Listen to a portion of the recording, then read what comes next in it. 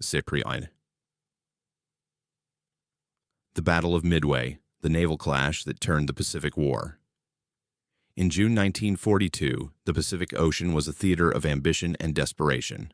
A tiny atoll named Midway, barely visible on a map, became the fulcrum of World War II's Pacific campaign. The Battle of Midway wasn't just a clash of steel and fire. It was a high-stakes gamble where strategy, intelligence, and raw courage collided. How did a wounded U.S. Navy, still scarred from Pearl Harbor, outwit and outfight Japan's seemingly invincible fleet? This is the story of a battle that reshaped history. The roots of Midway trace back to December 7, 1941. Japan's surprise attack on Pearl Harbor had gutted the U.S. Pacific Fleet, sinking battleships and shattering American morale. Japan's navy, under Admiral Yamamoto, rampaged across Asia and the Pacific, seizing territories from Singapore to the Philippines. Midway Atoll, 1,300 miles northwest of Hawaii, was a strategic speck, a coral ring with an airstrip perfect for controlling the Central Pacific. Yamamoto saw it as the key to finishing what Pearl Harbor started, crushing America's naval power. Yamamoto's plan, Operation MI, was a masterpiece of deception and ambition. He aimed to seize Midway, forcing the U.S. Navy to counterattack. Japan's First Air Fleet, led by Vice Admiral Chuichi Nagumo, would then ambush the Americans with 4 aircraft carriers, Akagi, Kaga, Soryu, and Hiryu, supported by battleships, cruisers, and destroyers.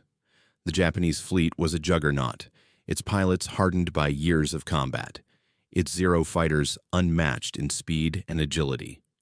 Yamamoto believed a decisive victory at Midway would force America to negotiate peace. But the U.S. had a secret weapon, code-breaking. In a cramped basement in Hawaii, Station HYPO, led by Commander Joseph Rochefort toiled over Japan's JN-25 naval code. By May 1942, Rochefort's team had cracked enough messages to uncover Yamamoto's plan. They learned Midway was the target and June 4th was the date. This intelligence gave Admiral Nimitz, commander of the U.S. Pacific Fleet, a chance to turn the tables. Nimitz faced grim odds. The U.S. had 3 carriers, Enterprise, Hornet, and Yorktown, against Japan's 4. Yorktown was limping, damaged from the Battle of the Coral Sea, repaired in a frantic 72-hour effort at Pearl Harbor. American pilots were green, many fresh from training, flying outdated planes like the Douglas Devastator torpedo bomber. Japan's carriers carried 248 aircraft. The U.S. had fewer than 200. Yet Nimitz trusted Rochefort's intelligence and devised an ambush of his own. To confirm Japan's target, the U.S. played a clever trick.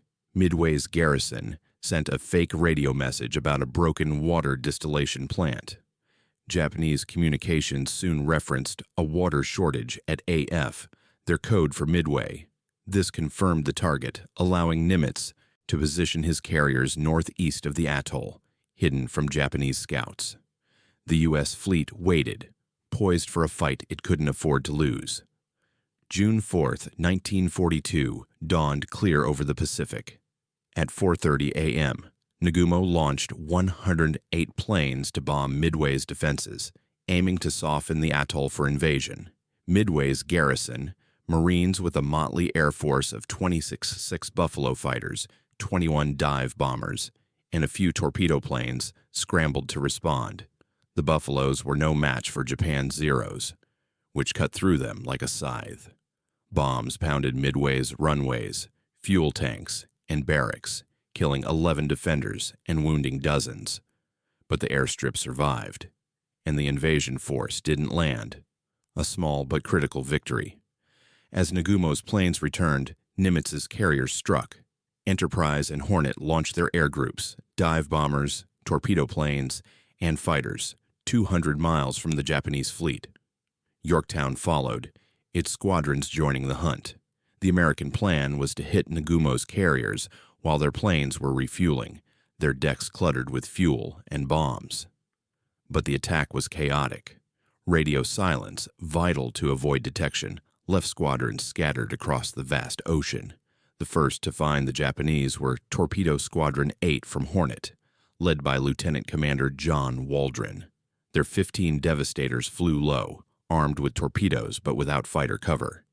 Japanese Zeros pounced, and anti-aircraft fire from Nagumo's ships ripped through the slow planes. All 15 were shot down in minutes. Ensign George Gay, the sole survivor, floated in the Pacific, watching the battle unfold. Torpedo Squadrons 6 and 3 from Enterprise and Yorktown fared little better, losing most planes with no hits on the enemy. By 10 a.m., Nagumo thought he'd weathered the storm. His planes were back, and no U.S. carriers had been spotted. He ordered his reserve aircraft rearmed with torpedoes and bombs for a naval strike, expecting American ships to appear. This decision left his carriers vulnerable, their decks packed with explosives. At 10:22 a.m., everything changed. Lieutenant Commander Clarence Wade McClusky, leading Enterprise's dive bombers, was running low on fuel. Spotting the wake of a Japanese destroyer racing to rejoin Nagumo's fleet, he followed it. There, he found Kaga, Akagi, and Soryu, their decks exposed. McClusky's dauntless dive bombers plummeted from 14,000 feet, joined by Yorktown's bombers under Lieutenant Commander Maxwell Leslie. In 6 minutes, bombs tore through Kaga and Soryu, igniting fuel and ammunition. Both carriers became blazing wrecks. Akagi, Yamamoto's flagship, took 2 hits, its deck erupting in flames. Hiryu, separated from the others, escaped the initial strike. It launched a counterattack, targeting Yorktown. At noon, Hiryu's dive bombers scored 3 hits, setting Yorktown ablaze. Her crew fought to save the ship, but a second wave of torpedo planes struck, leaving Yorktown dead in the water. Nimitz ordered her abandoned, though salvage efforts continued. By afternoon, U.S. scouts found Hiryu, and Enterprise's dive bombers set it ablaze. By nightfall, all 4 Japanese carriers were lost. The battle continued into June 5th. Japan's remaining ships, cruisers, and battleships retreated, but not without cost. 2 Japanese cruisers, Mogami and Mikuma, collided while evading a U.S. submarine, the Tambor. U.S. dive bombers later sank Mikuma and damaged Mogami. On June 6th, Yorktown, under tow, was hit by torpedoes from a Japanese submarine, sinking with the destroyer Hammond. These were the U.S. Navy's only major losses. Midway was a staggering American victory. Japan lost 4 carriers, a cruiser, 248 aircraft, and over 3,000 men, including elite pilots. The U.S. lost Yorktown, Hammond, 150 planes, and 307 men. The battle broke Japan's offensive momentum, forcing Yamamoto to abandon plans to invade Hawaii or Port Moresby. The U.S. seized the initiative, launching the Guadalcanal campaign 2 months later. Why did Midway matter? Codebreaking was critical, giving Nimitz a window into Japan's plans. The sacrifice of the torpedo squadrons, though tragic, drew Japanese fighters low, leaving carriers exposed. McClusky's decision to follow the destroyer's wake was a stroke of brilliance. Nimitz's trust in his intelligence and his outnumbered fleet's resolve turned the battle. Midway's impact went beyond the battlefield. It shattered Japan's myth of invincibility, boosting Allied morale. The loss of Japan's carriers and pilots crippled its navy for the rest of the war. The U.S., with its industrial might, built new carriers and trained new pilots, while Japan struggled to recover. Midway marked the rise of the aircraft carrier as the dominant force in naval warfare, a shift that defined modern fleets. The human cost was profound. Pilots like Waldron knew their odds, but flew anyway. Codebreakers like Rochefort worked in obscurity, their contributions hidden for years. Marines on Midway endured relentless bombing, their courage holding the line. These men, from the cockpit to the code room, turned a desperate stand into a triumph. Midway's legacy endures. It showed the power of intelligence, the value of adaptability, and the weight of individual decisions. A tiny atoll became the hinge of the Pacific War. The U.S. Navy, battered but unbowed, proved that strategy and sacrifice could defy the odds. The road to victory in the Pacific was long, but Midway lit the way. The fires of Midway left scars on both sides, but their impact was uneven. Japan's navy staggered from the loss of 4 carriers, a blow from which it never recovered. The United States, though mourning Yorktown and its fallen, emerged stronger. Its resolve hardened. Midway wasn't just a battle. It was a pivot point, redirecting the Pacific War's trajectory. Let's explore the aftermath, the human stories, and the lasting lessons of this historic clash.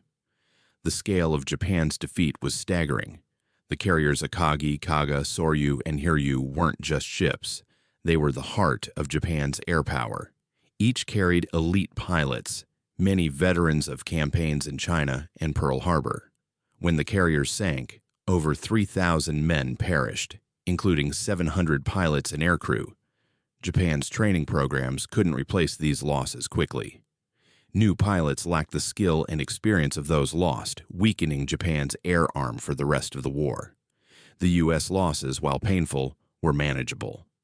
The sinking of Yorktown was a heavy blow, repaired in a frantic rush after the Coral Sea. It had been a linchpin of Nimitz's plan. The destroyer Hammond, sunk alongside Yorktown, added 80 more names to the toll. Total U.S. casualties were 307 men and 150 aircraft, a fraction of Japan's losses. With Enterprise and Hornet intact and America's shipyards churning out new carriers, the U.S. Navy could fight on. The human stories of Midway are as gripping as the strategy. Ensign George Gay, the lone survivor of Torpedo Squadron 8, clung to a life raft amid the chaos. From the water, he watched Japanese carriers burn, a front-row seat to history. His squadron's doomed attack, though fruitless in hits, pulled Japanese Zeros low, clearing the skies for the dive bombers. Lieutenant Commander Wade McClusky's decision to follow a Japanese destroyer's wake was a gamble that paid off, leading his dive bombers to Nagumo's fleet at its most vulnerable. Codebreaking was the battle's hidden engine. Commander Joseph Rochefort and his Station HYPO team worked in a dimly lit basement, deciphering Japan's JN-25 code. Their work was grueling, days without sleep, piecing together fragmented intercepts. Their breakthrough, confirming Midway as the target, gave Nimitz the edge he needed. Yet, Rochefort's role was initially overshadowed, his name buried in classified reports. Only years later did his contribution gain the recognition it deserved. Midway's strategic fallout was immediate. Japan's plan to dominate the Pacific crumbled. Admiral Yamamoto, who had dreamed of a decisive blow, faced a grim reality. The loss of 4 carriers and their air groups forced Japan onto the defensive. By August 1942, the U.S. launched its first major offensive at Guadalcanal, a brutal campaign that marked the Allies' counterattack. Midway gave the U.S. the breathing room to build its strength. The battle redefined naval warfare. Midway proved aircraft carriers were the new kings of the sea. Battleships, once the pride of navies, became secondary to the long reach of carrier-based planes. The U.S. Navy adapted quickly, building dozens of carriers by war's end. Japan, with limited industrial capacity, couldn't keep pace. This shift shaped naval strategy for decades, influencing modern fleets with their focus on air power. On the ground, Midway's defenders faced hell. The Marine garrison, equipped with outdated Buffalo fighters and a handful of dive bombers, fought against overwhelming odds. Japanese Zeros and bombers pounded the atoll, destroying buildings and killing 11 men. Yet the Marines held firm, keeping the airstrip operational. Their resilience ensured Midway remained a thorn in Japan's side, disrupting invasion plans. The battle's impact reached far beyond the Pacific. In the U.S., Midway's victory sparked celebration. After months of grim news, Pearl Harbor, Wake Island, the fall of the Philippines, Midway was a turning point. Newspapers called it a miracle, though the code-breaking secret stayed hidden to protect future operations. In Japan, the government concealed the defeat, feeding the public tales of victory. But military leaders knew the truth. Their empire's tide was ebbing. Midway's lessons are timeless. Intelligence proved decisive. Rochefort's Codebreakers gave the U.S. a blueprint of Japan's plans. Adaptability was key. Nimitz's willingness to act on partial information and McClusky's snap decision turned the battle. Courage defined the day, from torpedo pilots who flew into certain death to Marines who stood their ground under fire. These elements, brains, boldness, and bravery, made the impossible possible. The Pacific War raged on for 3 more years, but Midway set its course. The U.S. built on its momentum, launching offensives across the Pacific. Japan, bled dry at Midway, struggled to replace its losses. By 1944, battles like the Philippine Sea and Leyte Gulf crushed what remained of Japan's navy. Midway wasn't the war's end, but it was the beginning of Japan's decline. The tiny atoll of Midway became a symbol of defiance. A battle fought over a few square miles of coral reshaped the world. The U.S. Navy, outnumbered and underestimated, proved that strategy and sacrifice could topple a giant. Pilots, codebreakers, and commanders each played a role in a victory that echoed across generations. Midway wasn't just a battle. It was the moment the Pacific War turned, and the Allies began their march to victory. Midway's legacy is etched in the annals of warfare, a testament to human ingenuity and resolve. The battle's shockwaves reached beyond the Pacific, altering the course of World War II and the world.